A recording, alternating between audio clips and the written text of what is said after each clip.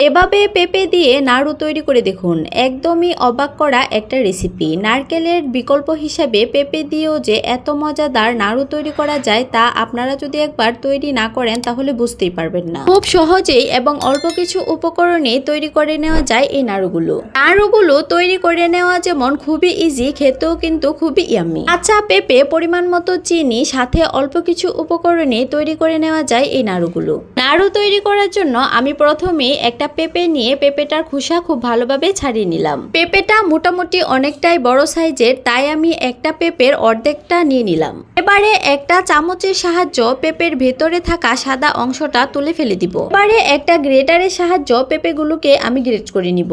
খুবই ইজিলি যেন পেঁপেগুলোকে গ্রেট করে নেওয়া যায় সেজন্য আমি পেঁপেগুলোকে লম্বা লম্বা স্লাইসে কেটে নিয়েছি। একটু খেয়াল করলেই দেখবেন যে গ্রেটারে চিকন অংশটা দিয়ে গ্রেট করে নিয়েছি। গ্রেট করে নেওয়ার পর মোটামুটি এখানে অনেকটা পরিমাণে পেঁপে হয়েছে। এবারে গ্রেট করা পেঁপেগুলোকে সিদ্ধ করে নেব 50% মতো।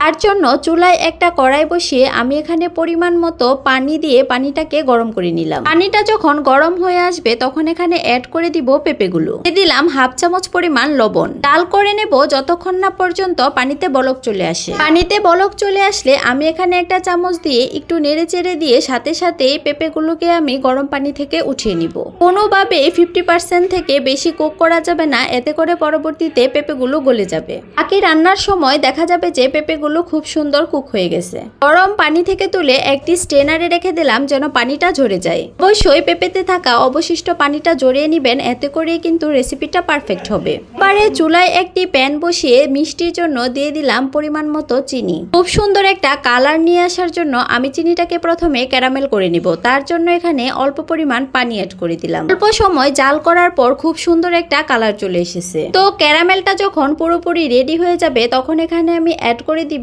অল্প পরিমাণের পানি। ক্যারামেলে যখন পানি দিতে যাবেন তখন খুবই সাবধানে কাজটা করে নেবেন, নয়তো দেখা যাবে যে পানি ছিটকে শরীরে গিয়ে দুর্ঘটনা ঘটতে পারে।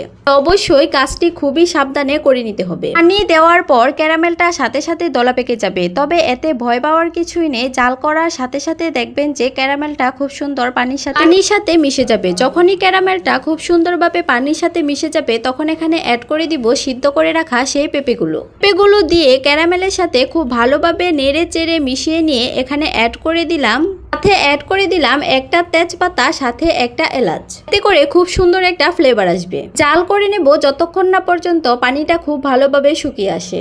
পানিটা যখন মোটামুটি শুকিয়ে আসবে তখন তেজপাতা আর এলাচটা উঠিয়ে নিব। আরো অল্প সময় জাল করে নিব। আমি আপনাদেরকে দেখিয়ে দিচ্ছি, যখন পেঁপেগুলো খুব ভালোভাবে কুক হয়ে যাবে আর পানিটাও খুব সুন্দর শুকিয়ে আসবে তখন আমি চুলার জালটা অফ করে দিব।